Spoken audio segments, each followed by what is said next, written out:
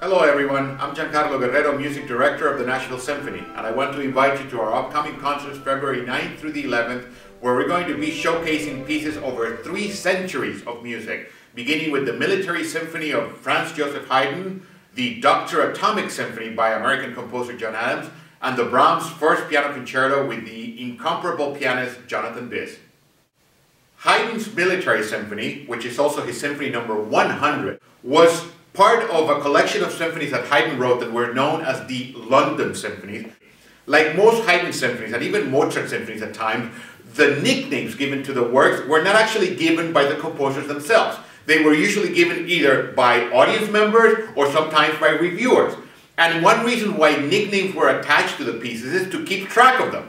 Back then they would just say Symphony in G major or Symphony in D minor. So for audiences it was hard to remember which one it is that they were going to hear. But if you attach a nickname, whether it's the Miracle or the Clock, or in this case the Military Symphony, they would know exactly which piece they were talking about.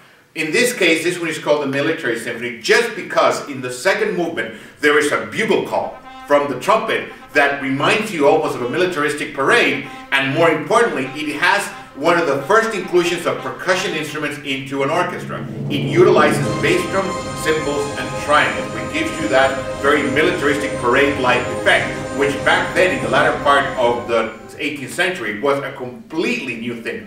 Plus, to make matters even worse, he also calls for clarinets, which were very exotic instruments that were not a standard part of the orchestra.